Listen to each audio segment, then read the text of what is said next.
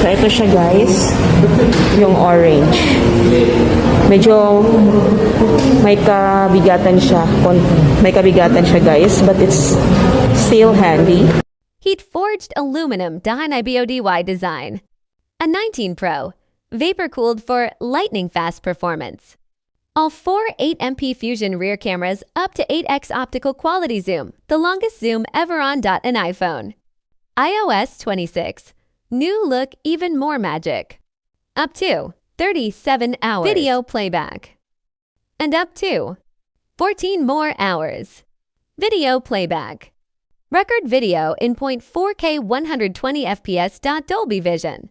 Up to 50% charge in 20 minutes. Up to 2x faster. GPU performance.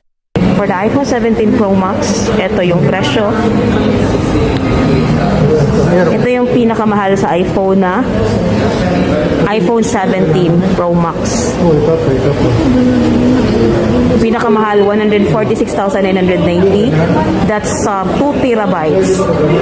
There's 1 terabyte.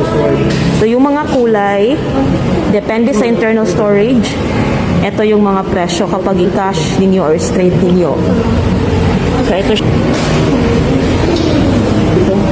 tignan natin yung camera. Worth the buy ba siya?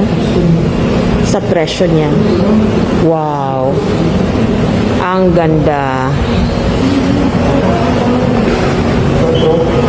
Now, let's try the main app. So this is the front camera. Wow, it's very nice.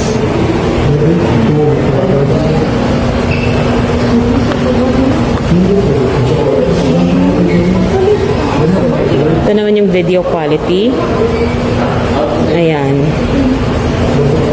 The video quality.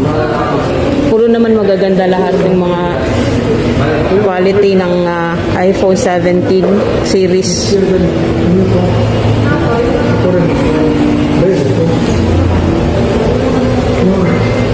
So this is the quality of the video. Ayan siya.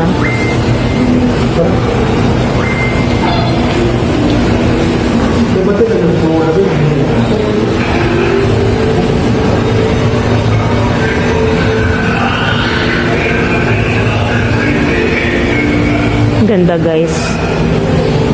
Ang ganda.